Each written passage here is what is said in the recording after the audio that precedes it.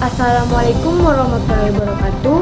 Perkenalkan, saya Mada Afiola dengan NIM 2203010044. Di sini saya akan menjelaskan apa hubungan psikologi dengan linguistik, analisis gangguan berbahasa, faktor penyebab dan bagaimana solusinya. Hubungan psikologi dengan linguistik.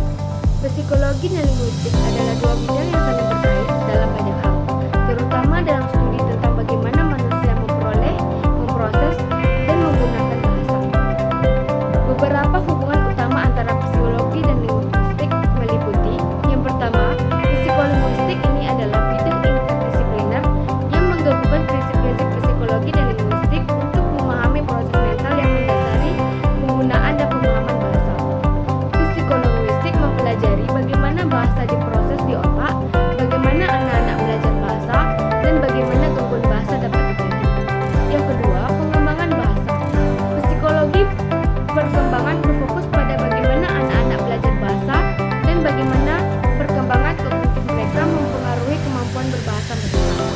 Ini mencakup studi tentang milestone bahasa dan faktor-faktor yang mempengaruhi akuisisi bahasa. Yang ketiga, kognisi dan bahasa. Penelitian di bidang ini mengeksplorasi bagaimana proses kognitif seperti memori, perhatian, dan persepsi berinteraksi dengan bahasa. Misalnya, bagaimana orang memahami kalimat kompleks atau bagaimana mereka mengingat kata-kata. Secara keseluruhan, psikologi dan linguistik bekerjasama untuk memberikan pemahaman yang lebih mendalam tentang bagaimana bahasa berfungsi dan konteks mental dan sosial. Kemudian saya akan menjelaskan tentang faktor penyebab gangguan bahasa dan solusi untuk gangguan berbahasa.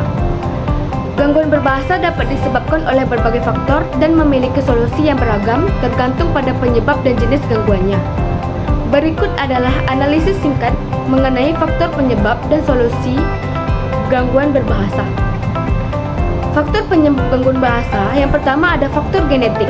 Beberapa gangguan berbahasa dapat diwariskan secara genetik. Contohnya adalah disleksia yang sering terjadi dalam keluarga. Yang kedua, neurologis.